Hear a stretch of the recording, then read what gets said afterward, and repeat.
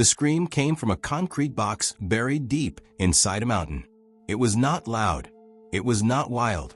It was thin, cracked, and short, like a sound that had been trapped too long and finally broke. The guards froze when they heard it through the hallway speakers. The cameras showed a man standing in the center of his cell at ADX Florence, the most isolated prison on earth. He was shaking. His eyes were wide. He was talking to someone who was not there. This man had spent years alone, 23 hours a day, 1 hour to shower or walk in a cage outside, still alone. No handshakes, no hugs, no voices except orders shouted through steel doors. Now, on this night, something inside him had finally snapped. The red light on the control panel began to blink. The guards knew what that meant. Something very bad was about to happen, and no one knew if they could stop it in time. ADX Florence sits far from cities, far from noise, far from help. It is hidden in the mountains of Colorado, surrounded by fences, cameras, and armed towers. People call it the Alcatraz of the Rockies, but many say it is worse than Alcatraz ever was. This prison was built for one purpose: total isolation. Inside ADX Florence, men live alone in small concrete cells. Each cell has a bed made of concrete, a desk made of concrete, and a sink with cold water. The toilet is metal and loud. The window is a narrow slit. You cannot see the mountains. You cannot see the sky. You can only see a thin line of light. The door is solid steel. Once it closes, the world disappears. The men held here are not small-time criminals. They include terrorists, mass killers, and people the government believes are too dangerous to ever mix with others. Some of the most famous names in American crime history passed through these halls. Men like Ted Kaczynski, known as the Unabomber.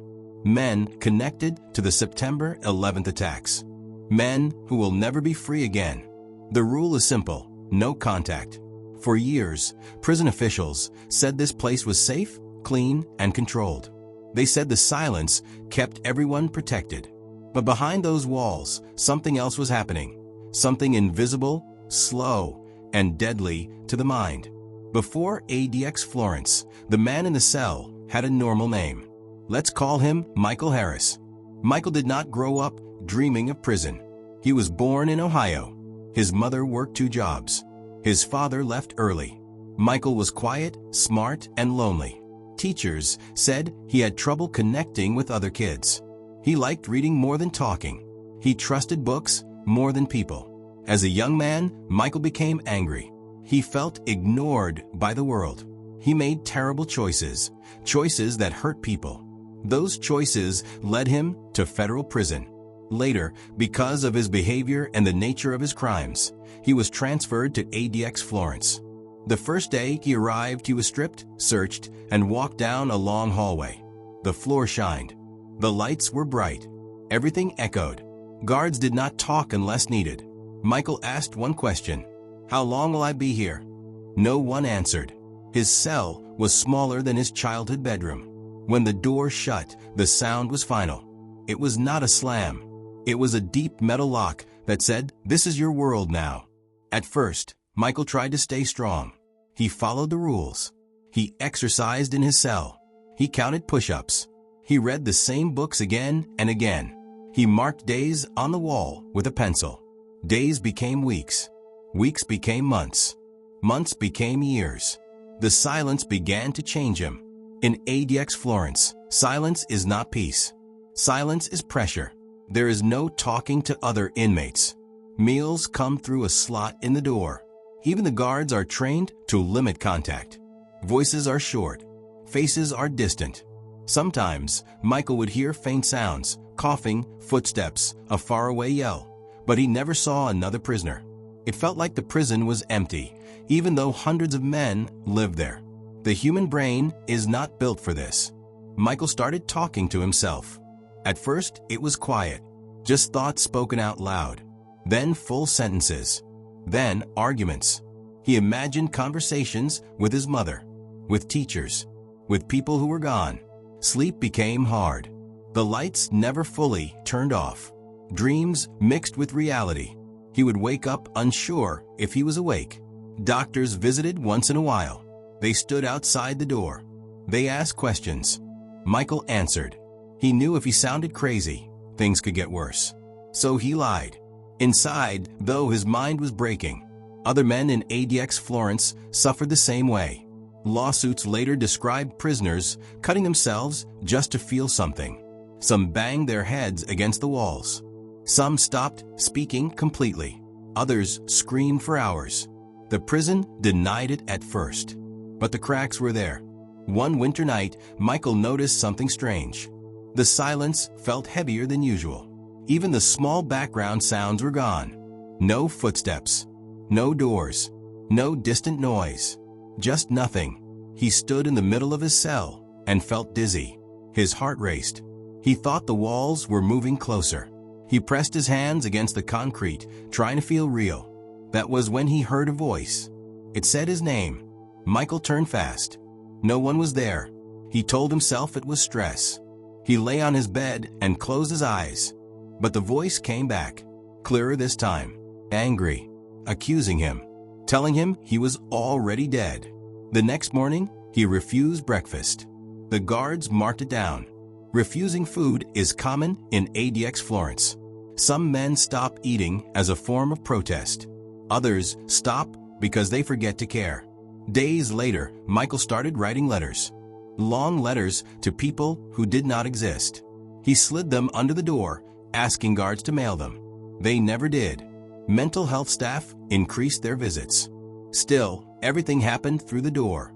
No human touch. No eye contact longer than a few seconds. Michael began to fear the 1 hour he spent outside his cell. The recreation cage was empty, open to the sky, but surrounded by high walls. It felt like being buried alive, but standing up. Back in his cell, the voices grew louder. They told him the prison was watching his thoughts. They told him escape was impossible. They told him there was only one way out.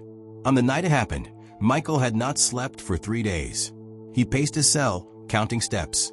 For steps one way, for steps back. Over and over. The camera watched. The guards watched. Then, without warning, Michael stopped. He stood still, and he screamed. Not in anger, in fear. The scream cut through the control room. Alarms did not go off, but every guard knew that sound. It was the sound of a mind giving up. Michael began hitting the wall with his fists. Hard. Again and again. Blood appeared on the concrete. He did not seem to feel it. The voices were louder now. The red light on the panel began to blink faster. This was no longer routine. This was an emergency. Guards rushed to prepare the response team. Medical staff were called. Protocols were opened. In ADX Florence, moving fast is dangerous. Moving slow can be deadly. Inside the cell, Michael collapsed to his knees. He looked up at the camera and smiled. Then he reached for something hidden under his mattress. The guards froze. Whatever was about to happen next could change everything. And there was no way to stop it once the door opened. The control room went silent. Every eye was locked on the screen, showing Michael Harris's cell. He was on his knees, blood on his hands, smiling at the camera like he knew something the guards did not. "What's under the mattress?" one guard whispered. No one answered. At ADX Florence, prisoners are searched often.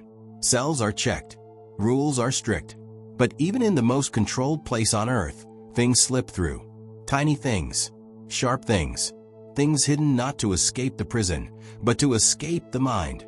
The response team suited up fast. Helmets, shields, gloves. Medical staff waited behind them. The warden was called out of bed. This was not normal behavior. This was not a small breakdown. This was a full mental collapse. The team moved down the hallway. Their boots echoed off the concrete. Every step sounded loud in a place built for silence. Cameras followed them as they stopped outside Michael's cell. "Michael," a guard said through the door speaker. "Step back from the mattress. Put your hands where we can see them." Michael did not move. "Michael," the guard said again louder. "This is an order." Slowly, Michael stood up. He reached under the mattress and pulled out a thin piece of metal. It looked like part of a broken food tray, sharpened against the concrete floor. Small, sharp, deadly. Gasps filled the control room. Michael held it close to his chest. His hands shook, but his smile stayed calm. "You can't help me," he said softly. "It's already done." The guards prepared to enter.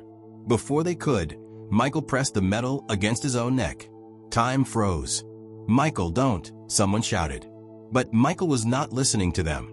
He was listening to the voices. The door burst open. The team rushed in. In seconds, Michael was on the ground, restrained, the weapon kicked away.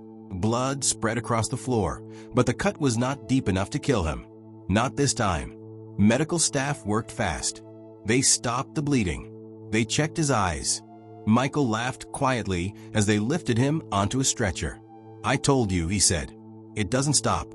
He was taken out of the unit, down halls most prisoners never see. For the first time in years, Michael passed other humans at close distance. Faces, eyes, hands. But he did not react. He stared at the ceiling. Michael survived the night. But something important changed. When a prisoner at ADX Florence reaches this point, the prison must respond.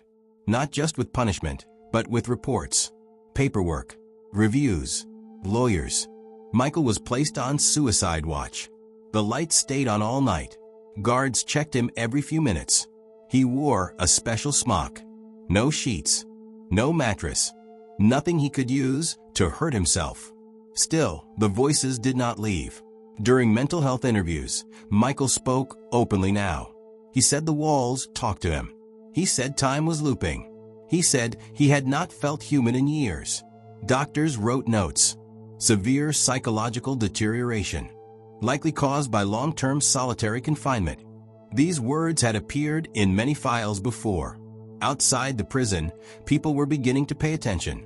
For years, former inmates and human rights groups had warned about ADX Florence. They said the isolation was destroying minds. They said men were being slowly erased. Lawsuits had been filed. Investigations had started. Michael's case became part of something bigger. But inside the prison, life went on. After weeks on suicide watch, Michael was returned to a cell. A different cell. Same size. Same silence.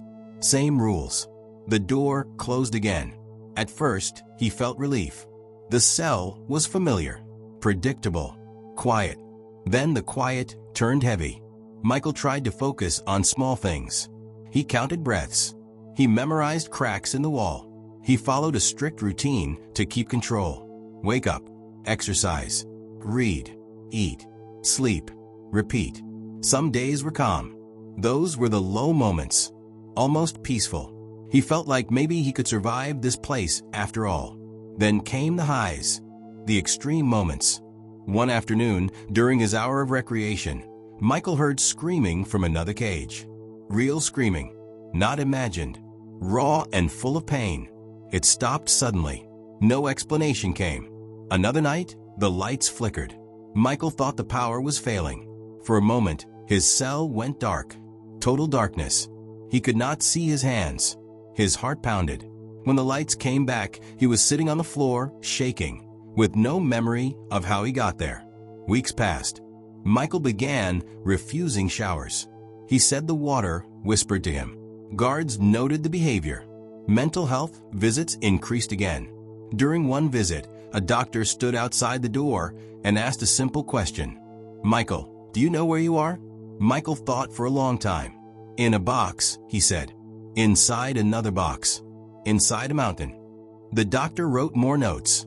At the same time, something else was happening inside ADX Florence. Tension among staff was growing. Guards were trained to control danger, not to watch minds break. Some had nightmares. Some quit. One guard, Officer James Miller, had worked at ADX for 10 years. He had seen tough men cry. He had seen silence change people. Michael's case bothered him more than most. During his rounds, Miller paused outside Michael's cell longer than allowed. He listened. Sometimes Michael talked to himself. Sometimes he cried. Sometimes he was quiet for hours. One night, Miller heard Michael whisper, "I'm not alone anymore." That made his skin crawl. Miller reported it. Nothing changed. The prison had rules. And the rules said isolation was the answer. Then came the letter. Michael was allowed limited mail. One day, he received an envelope from a lawyer working with a group challenging solitary confinement. The letter said there was a chance, small but real, that conditions at ADX Florence could change. Michael read it again and again. Hope is dangerous in a place like this. Hope raises expectations. Hope makes the fall harder. For a few days, Michael seemed better. He ate his meals. He exercised. He even stopped talking to the walls. Then the letter was taken away during a routine search. Michael asked for it back. The guard said no. Something snapped. That night, Michael tore his shirt into strips. He tied them together. He stared at the vent near the ceiling, calculating. The voices were calm now, encouraging. This time, they said, "Do it right." The camera showed Michael standing on his bed, reaching up. The red light began to blink again, faster than before. In the control room, Officer Miller saw the screen and stood up fast. "Oh no," he said. Alarms started to sound. Teams were called. But Michael was already pulling the fabric tight. And this time, no one knew if they would reach him before it was too late. The alarm screamed through ADX Florence.